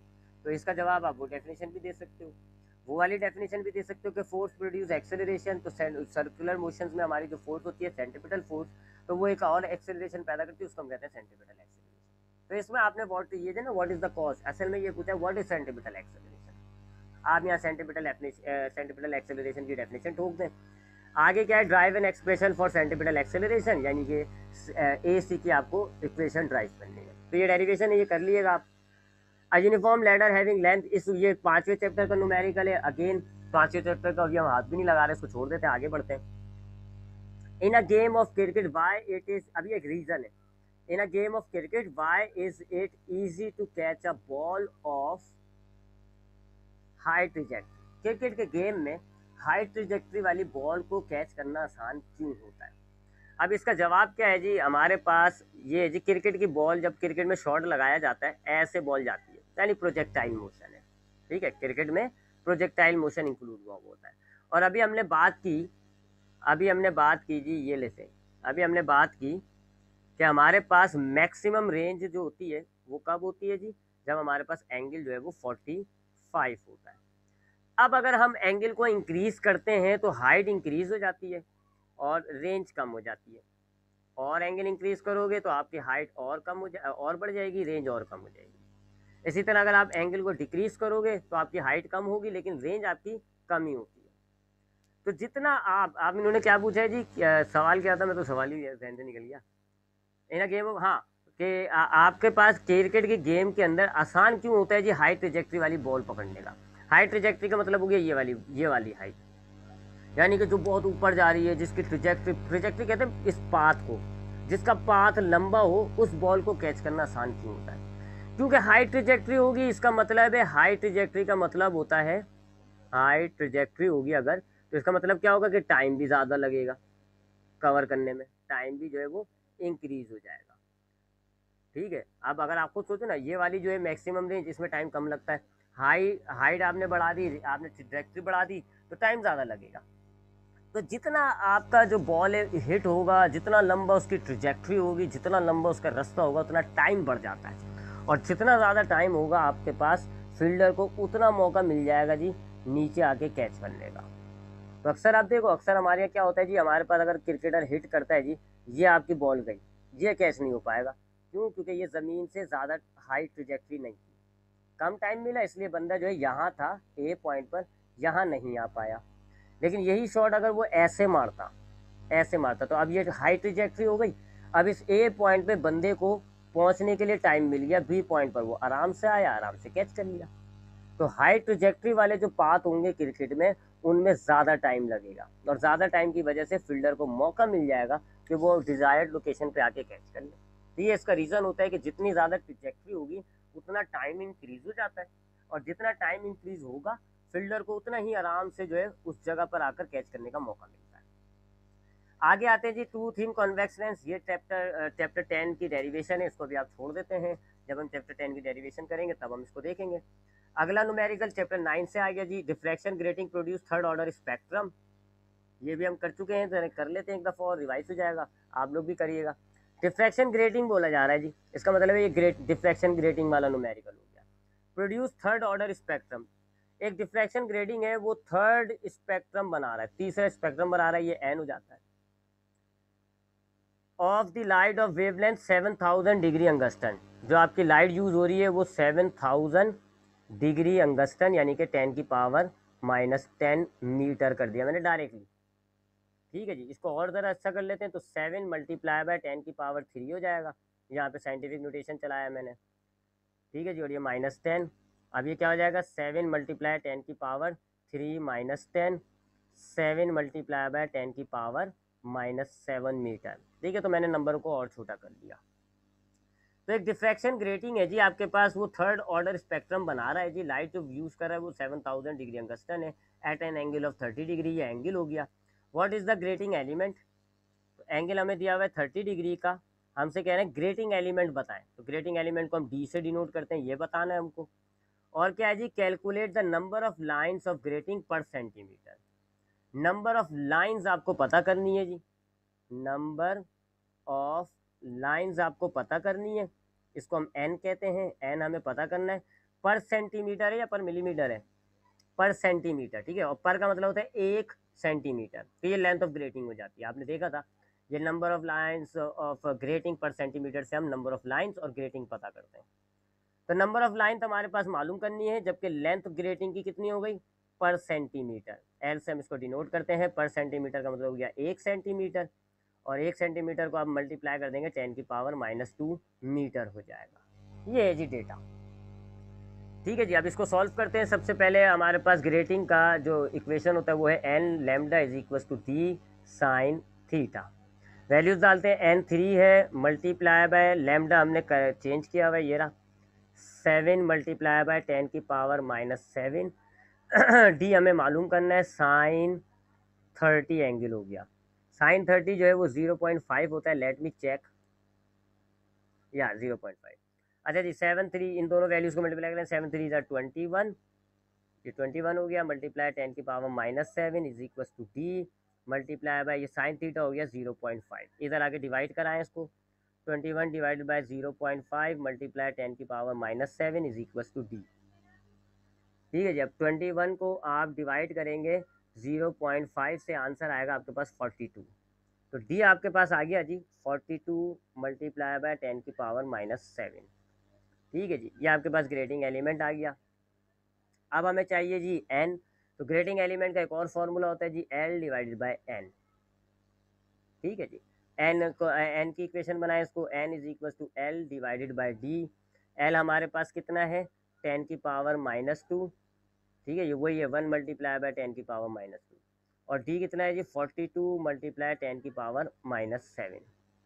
1 को 42 से डिवाइड करते हैं जी, सबसे पहले 1 डिवाइडेड बाय 42, ये हो जाएगा 0.023, 0.023, और 10 की पावर क्या हो जाएगी जी -2, और माइनस का 7 ऊपर जाके प्लस का 7 हो जाएगा।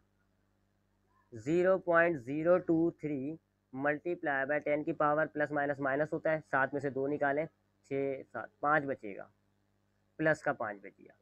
अब आप ये प्लस के 5 यानी कि इन दोनों को मल्टीप्लाई करा दें। ठीक है जी, प्लस का 5 क्या होता है जी 023, 10 की पावर 5 का मतलब हो गया 1 के साथ 5 0 आप लिख दो। अब इन दोनों वैल्यूज़ को मल्टीप्लाई करा दो, तो 0.023 मल्टीप्लाई बाय 1 लाख, ये हो जाएगा 2380। नंबर ऑफ लाइंस कितनी हो गई, 2380।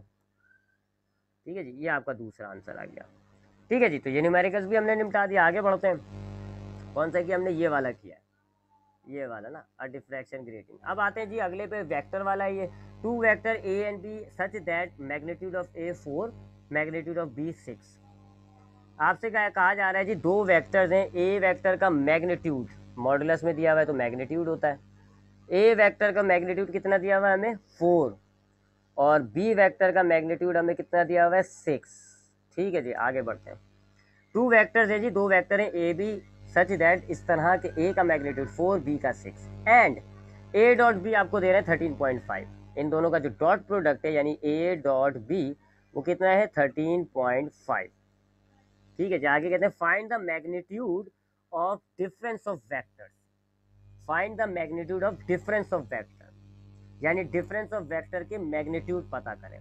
डिफरेंस का मतलब होता है माइनस, यानी ए माइनस बी, ये तो हो गया डिफरेंस ऑफ वेक्टर। मॉड्यूलस लगा दिया तो इसका मतलब हो गया इसका मैग्नीट्यूड पता करना है। ठीक है, तो हमसे कह रहे हैं कि ए वेक्टर मैग्नीट्यूड दिया हुआ है, बी वेक्टर मैग्नीट्यूड दिया हुआ है, दोनों का डॉट प्रोडक्ट दिया हुआ है। Find the difference magnitude of difference of vector. तो डिफरेंस ऑफ वेक्टर का मतलब होता है माइनस करना है, तो ए बी माइनस मैग्नीट्यूड पता करना है तो हमने मॉड्यूलस, ये हमें मालूम करना है। तो कहाँ गया जी, ये रहा find the magnitude of difference of vectors and the angle between A and B, और ए और बी के दरमियान जो एंगल है वो भी पता करना है। दो बातें पता करनी है, इजी है जी, तो बहुत। अच्छा जी, हमें पता है जी कि ए डॉट बी अगर हमें चाहिए होता है, एक फॉर्मूला इसका ये है कि magnitude of A magnitude of B cos theta. Cos theta को रहने दें, मैग्नीट्यूड ऑफ ए और बी को उधर ले जाएं, तो A dot B divided by, multiply होता है ना, डिवाइड हो जाएगा, magnitude of A magnitude of B. A dot B की वैल्यू हमें दी हुई है 13.5, ए का मैग्नीट्यूड हमें दिया हुआ है 4 मल्टीप्लाई बाय 6, बी का मैग्नीट्यूड हमें दिया हुआ है 6। तो 13.5 6 4 दैट 24। इन दोनों वैल्यूज को डिवाइड करते हैं हम। सबसे पहले 13.5 डिवाइडेड बाय 24, ये हो जाएगा 0.5625, 0.5625। अब ये है कॉस थीटा, कॉस को उधर शिफ्ट करें, इन्वर्स हो जाएगा, कॉस इन्वर्स 0.5625। अब इस वैल्यू का कॉस इन्वर्स निकाल देते हैं। इन्वर्स, कॉस इन्वर्स निकाला हमने इस वैल्यू का 55.7, तो थीटा तो हमने निकाल लिया जी 55.7 डिग्री। तो ए और बी के दरमियान जो एंगल है थीटा वो तो हमने कैलकुलेट कर लिया। अब आते हैं जी magnitude of difference of vector पे। अब दूसरी चीज़ मालूम करते हैं जी, अब हमें मालूम करना है ए माइनस बी, इसका मैग्नीट्यूड मालूम करना है। अब इसको हम एनालिटिकल डिटर्मिनेशन वाले मेथड से निकालेंगे। हमने एनालिटिकल डिटर्मिनेशन में देखा है कि जी ए प्लस बी अगर हमें करके रिजल्टन हासिल करना होता है, यानी दो वेक्टर को ऐड करने का एक हमने एनालिटिकल डिटर्मिनेशन वाला तरीका पढ़ा है। उसमें फॉर्मूला होता है A square plus B square minus 2ab cos theta. ठीक है, ये कब होता है, जब हमें रिजल्टन चाहिए, और रिजल्टन कौन सा, ए और बी को प्लस करने वाला। ठीक है, तो अगर हमें ए और बी को प्लस करके रिजल्टन हासिल करना होता है एनालिटिकल डिटर्मिनेशन में, ये फॉर्मूला है। अब हमें प्लस नहीं करना सर, अब हमें माइनस करना है। Now we have to minus. ठीक है, तो माइनस के अंदर हम क्या करेंगे, यहाँ साइन चेंज हो जाएगा, ये जो माइनस का साइन है ये प्लस का हो जाएगा। ठीक है, तो ये थोड़ी सी चेंजिंग है, बाकी अब सॉल्व करते हैं। ए हमारे पास कितना है जी 4 है, और बी हमारे पास है 6, तो 4 square plus 6 square plus 2 4 6 cos 57.7। इसको सॉल्व कर लेते हैं। 4 का स्क्वायर होता है 16, 6 6 36 प्लस 6 4 24, 24 2 48, और मल्टीप्लाई करेंगे इसका कॉस 57 क्या है जी 55.7 का कॉस होता है जी 0.5637, 0.563 ले लेते हैं बस। इन दोनों को ऐड करें जी 36 और 16, इसको हम ऐड करें 6 6 12 3 4 5 52 हो गया। जबकि 48 और 0.53 इनको मल्टीप्लाई कर दें जी, 48 मल्टीप्लाई बाय 0.563, ये हो जाएगा 27.02 सॉरी।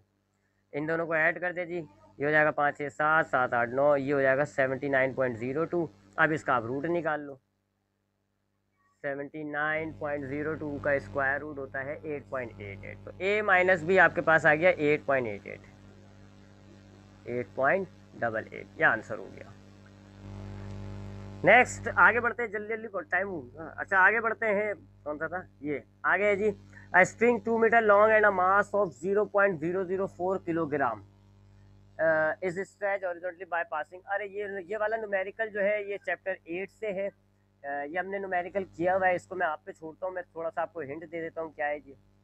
आपसे कहा जा रहा है एक स्ट्रिंग है 2 मीटर लंबा और उसका मास है जी 0.004। ठीक है, ऐसे एक स्ट्रिंग है, ये है जी इसके न्यूमेरिकल के, ये हमारे पास स्ट्रिंग है और ये एक पुली के ऊपर से गुजर रहा है, देखें वर्ड आ रहा है ना। A string 2 meter long and mass 0.004 is stretched and by passing one end over a pulley and attaching a 1 kilogram mass, और आपने इस पर 1 किलोग्राम का मास आपने लगा रखा है, यहाँ पर आपने 1 किलोग्राम का मास लगा रखा है। ठीक है जी, तो अब हम यहाँ डेटा बना लेते हैं। स्प्रिंग का मास हमारे पास है 0.004, इसको हम स्मॉल एम से डिनोट करेंगे, जबकि ये जो मास हमने अटैच किया हुआ है इसको हम कैपिटल एम से डिनोट करेंगे। ये हमारे पास है जी 1 kg। ठीक है जी, तो ये आ गया, देखिए मास ये स्ट्रिंग का है जी, स्ट्रिंग ऑफ मास 0.004, और ये वो जो दूसरा मास हमने लगाया हुआ है। स्ट्रिंग की लेंथ 2 मीटर है, एल लिखेंगे हम 2 मीटर।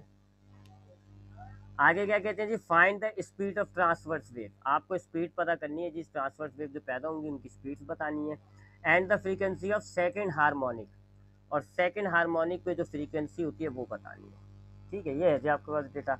ये स्प्रिंग का वजन है, ये स्प्रिंग की लेंथ है, ये आपने जो वजन जोड़ा हुआ है ये वो है, आपको स्पीड बतानी है और F2 बतानी है। अच्छा जी, वेलोसिटी मालूम करने का हमारे पास एक फॉर्मूला होता है जी, ट्रांसवर्स वेव की वेलोसिटी मालूम करने का है जी T/μ0। ना तो टी दिया हुआ है ना ये लीनियर डेंसिटी दी है। सबसे पहले हम लीनियर डेंसिटी निकालेंगे। लीनियर डेंसिटी का फॉर्मूला होता है जी मास डिवाइडेड बाय लेंथ। मास कौन सा, स्प्रिंग का मास, ये वाला। तो ये हो गया जी 0.004 डिवाइडेड बाय स्प्रिंग की लेंथ कितनी है 1। लीनियर डेंसिटी आपके पास आ जाएगी जी कितनी, 0.004, इसका यूनिट होता है जी किलोग्राम पर मीटर। लीनियर डेंसिटी आपके पास आ गई। अब टेंशन निकालते हैं जी। यहाँ इस केस के अंदर ये तो वही है जी, पुली वाला केस, टेंशन का केस हमने पढ़ा हुआ है। यहाँ ये वेट होता है ऐसे नीचे और पलटे में टेंशन अप्लाई हुई होती है, तो ये जो टेंशन होती है ये वेट के बराबर ही हो गई। ठीक है, इक्वल होती है बट डायरेक्शन अपोजिट होती है, और वेट का फॉर्मूला होता है mg। अब यहाँ m हम ये वाला यूज़ करेंगे, बड़ा वाला मास, क्योंकि ये वेट जो है इस मास का वेट आएगा, तो ये हो जाएगा capital M multiply by G. Capital M हमारे पास है, अबे यार एक गलती हो गई, लेंथ मैंने देखे 1 लगा दी, मैं ये समझा लेंथ, हालांकि लेंथ 2 है। ठीक है, यहाँ लेंथ 2 है, ठीक है ना, ये देखें लेंथ 2 मीटर है, तो इसको हम डिवाइड करेंगे तो ये 0.02 हो जाएगा। ठीक है, लीनियर डेंसिटी आएगी 0.02। ठीक है जी, चलें इसको करेक्ट कर लेते हैं, आगे आते हैं। एम हमारे पास 1 है जी, जी हमारे पास 9.8, टेंशन हमारे पास क्या आ रही है जी 9.8 न्यूटन। अब आ गई दोनों चीज़ें, अब इस फॉर्मूले को आप अप्लाई कर सकते हैं। Tension 9.8 divided by linear density 0.002। अब 9.8 को आप डिवाइड करें 0.002 से, जो आंसर आएगा उसका स्क्वायर रूट निकाल दें तो 70 बनती है जी वेलोसिटी, 70 मीटर पर सेकंड। ये हमने वेलोसिटी निकाल ली। तो सबसे पहले हमने ये लीनियर डेंसिटी कैलकुलेट करी, ये आ रही है जी लीनियर डेंसिटी। फिर हमने टेंशन कैलकुलेट करी, कैसे, वेट के जरिए, ये हमारे पास टेंशन आ रही। फिर हमने वेलोसिटी कैलकुलेट करी इस फॉर्मूले से, ये हमारे पास वेलोसिटी आ गई। अब आते हैं जी फंडामेंटल फ्रीक्वेंसी F2 पर। F2 के लिए हमें फंडामेंटल फ्रीक्वेंसी चाहिए F1, वो हम कैसे निकालेंगे, V/2L वाले फॉर्मूले से। V 70, 2 मल्टीप्लाई बाय लेंथ कितना है 2, 70 डिवाइडेड बाई 2 2 ज़ा 4। अब 70 को आप डिवाइड कर दें 4 से, आपके पास आएगा 17.5। ये आपके पास जो है वो फंडामेंटल फ्रीक्वेंसी भी आ गई, F1 भी आ गई। अब आपको चाहिए ये F2 मालूम करना है, तो F2 का फॉर्मूला आपको याद होगा जी, F2 is equal to NF1। N हो गया हमारे पास, चूँकि ये सेकेंड हार्मोनिक है 2 हो जाएगा।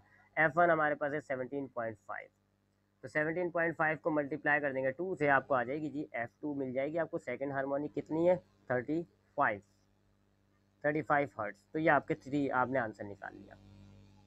आगे बढ़ते हैं जी, ये हमारे पास 14 हो गया। 15 क्या है जी, question number 5। A 50 gram bullet is fired into 10 kilogram wooden block that is suspended by a long cord so that it can swing as a pendulum. ये तो आपने बहुत ही दफ़ा कर चुके हैं, ये वो आपके पास है चैप्टर नंबर 3 का, आपको याद होगा चैप्टर नंबर 3 में ये एक न्यूमेरिकल आया था, असाइनमेंट वगैरह में भी दिया था कि आपके पास से कहना चाहिए कि ये ऐसे स्ट्रिंग है और इससे ये एक ब्लॉक जुड़ा हुआ है। ठीक है जी, ये आपके पास एक ब्लॉक जुड़ा हुआ है ऐसे स्ट्रिंग से। ब्लॉक चूंकि रुका हुआ है, इनिशियली ये रुका हुआ होता है, तो इसकी वेलोसिटी हो गई, इसको हम कह लेते हैं इनिशियल बिफोर कोलिजन की वेलोसिटी को हम यू से डिनोट करते हैं, इसको हम कह लेंगे u2। और कितनी है? 0। जबकि एक ये बुलेट होती है जी, इस न्यूमेरिकल में ये बुलेट चलती हुई आ रही होती है, तो इसकी कोलिजन से पहले की स्पीड कुछ होगी जो आपको मालूम करनी है। ठीक है, तो इनिशियल अभी कोलिजन नहीं हुआ, बुलेट कितनी दूर है, ब्लॉक कितनी दूर है, तो अभी कोलिजन नहीं हुआ है, लिहाजा इनकी वेलोसिटी को हमने u1 u2 कहा है। बुलेट चलती हुई आ रही है, u1 हमें मालूम करना होगा, अभी पढ़ूंगा आपके सामने न्यूमेरिकल, देख लिएगा, मालूम करना है। जबकि ब्लॉक चूंकि कोलिजन से पहले रुका हुआ है, तो इसकी जो कोलिजन के बाद कोलिजन से पहले की वेलोसिटी है वो 0 हो गई। अब क्या होगा जी, थोड़ी बाद क्या होगा, ये बुलेट जो है वो कोलाइड इससे टकरा जाएगी, कोलिजन हो गया। अब कोलिजन के बाद ये ब्लॉक ऐसे पीछे की तरफ मूव करता है और इतना डिस्टेंस कवर कर लेगा, ये यहाँ आ जाएगा। अब चूंकि ये गोली जो है बुलेट के अंदर चली गई, तो बुलेट भी साथ साथ इस ब्लॉक के मूव करिए। तो कोलिजन के बाद इसकी वेलोसिटी यानी कि v1, इसकी वेलोसिटी ब्लॉक की v2, ये दोनों सेम है क्योंकि दोनों एक साथ एक ही बॉडी बन गई, एक साथ मूव कर रही हैं। तो जब तक कोलिजन नहीं हुआ था ये दोनों अलग अलग थी, जैसे कोलिजन हुआ बुलेट और ब्लॉक एक ही बॉडी बन गई। अब कोलिजन के बाद जब ये ट्रैवल करके यहाँ से यहाँ जा रही हैं, तो ये हो गई आफ्टर कोलिजन वेलोसिटी, दोनों की सेम होगी। इसको हम v1 is equal to v2 और दोनों को हम v कहेंगे। हाइट हमें दी हुई होगी, अब पढ़ते हैं जी न्यूमेरिकल देखें। 50 ग्राम बुलेट है, 50 ग्राम की बुलेट है, तो m1 आपके पास हो गया 50 ग्राम। इसको कन्वर्ट कर लेंगे अभी। इस fired into 10 kilogram wooden block, ये जो वुडन ब्लॉक है इसका मास भी दिया हुआ है, ये m2 हो गया, कितना है 10 kilogram. Suspended by a long cord so that it can swing as a pendulum if the block is place at its centre of gravity rises to 10 centimetre. ये जो आपका ब्लॉक डिस्प्लेस हुआ है ये 10 सेंटीमीटर हुआ है, तो ये आपके पास डिस्टेंस हो गया, हाइट हो गई, इसको हाइट कह लेते हैं। कितना है? 10 सेंटीमीटर। क्या कह रहे हैं आगे, what is the speed of the bullet, speed of bullet यानी कि ये आपको मालूम करना है। तो अब हम ये वाला डेटा भी लिख देते हैं, u1 हमें मालूम करना है और u2 हमारे पास है जी 0, जबकि v1 और v2 एक जैसी होंगी और इन दोनों को हम v से डिनोट करेंगे। ठीक है, ये डेटा हो गया हमारा। ठीक है जी, डेटा हमने बना दिया, तो इस डायग्राम को अब हम मिटा देते हैं। ये तो कई दफ़ा किया हुआ है इसलिए इसकी वीडियो भी मौजूद है, अच्छी वाली वीडियो भी देख सकते हैं आप, पूरी डिटेल में बताया हुआ है। इसको कन्वर्ट करें जी ग्राम के लिए, हम इसको किलोग्राम में लाएंगे तो 1000 से डिवाइड करेंगे, ये हो जाएगा 0.05। ठीक है जी, 1 2 और ये 3। ठीक है, पॉइंट यहाँ है ना, 1 2 और फिर 1 0 और लगा दिया, 3 के बाद आ गया, तो ये किलोग्राम हो गया। ये यूनिट सही है जी, जबकि इसको भी हम 100 से डिवाइड करेंगे, ये हो जाएगा 0.1। पॉइंट यहाँ था, यहाँ 1 और ये 2, तो 0.1 ये मीटर हो गया। बाकी यूनिट आपके पास सही है। सबसे पहले हम ये v निकालेंगे जी। v कैसे निकालेंगे, चूंकि ये ऑब्जेक्ट पेंडुलम की तरह मूव किया है, लिहाजा इस पर पेंडुलम के फॉर्मूले, पेंडुलम के लॉ जो है वो अप्लाई हो जाते हैं। और पेंडुलम में हमने देखा है कि पेंडुलम के अंदर क्या मामला होता है कि लॉस ऑफ काइनेटिक एनर्जी जो है वो बराबर हो जाती है गेन इन पोटेंशियल एनर्जी की। ये पेंडुलम में हमने पढ़ा हुआ है। काइनेटिक एनर्जी का फॉर्मूला होता है 1/2 mv², और पोटेंशियल एनर्जी का होता है mgh। m से m कट गया जी, v² इज इक्वल टू, ये 2 डिवाइड हो रहा था इधर जाएगा, मल्टीप्लाई 2gh। ठीक है जी, अब हमें v² 2g कितना है 9.8, हाइट कितनी है जी 0.1। इन तीनों वैल्यूज़ को हम मल्टीप्लाई करते थे, 9.8 मल्टीप्लाई बाय 2 मल्टीप्लाई बाय 0.1, ये हो जाएगा 1.96। v² कितना आ रहा है 1.96।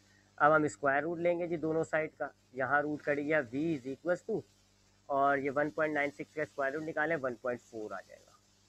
ये आपने कंबाइंड जो एक जैसी वेलोसिटी है ना दोनों बॉडीज़ की, ये v, ये आपने निकाली आफ्टर कोलिजन।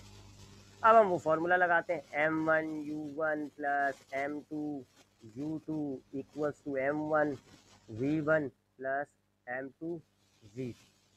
वैल्यूज़ डालें, m1 आपके पास है 0.05 मल्टीप्लाई बाय u1 आपको मालूम करना है, प्लस m2 आपके पास है 10 मल्टीप्लाई बाय u2 आपके पास है 0। m1 आपके पास है 0.05 मल्टीप्लाई बाय ये कितनी निकाली आपने 1.4, प्लस m2 आपके पास है जी 10 मल्टीप्लाई बाय v2 भी आपकी सेम ही है जी 1.4। सॉल्व करते हैं जी। ये हो जाएगा 0.05u1, ये तो ज़ीरो हो गया जी। 1.4 को 1.4 को मल्टीप्लाई करेंगे 0.05 से, ये आएगा 0.07 प्लस, अच्छा जी 10 को 1.4 से मल्टीप्लाई करेंगे तो ये 14 हो जाएगा। ठीक है जी, यहाँ पे अब 0.05u1 बचा और यहाँ पर इन दोनों को ऐड कर दें तो 14.07 हो जाएगा।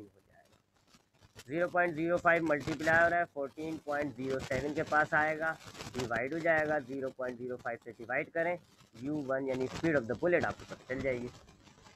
तो 14.07 डिवाइडेड बाय 0.05 क्या है जी, 281.4 मीटर पर सेकेंड। ये आपके पास बुलेट की वेलोसिटी आ गई।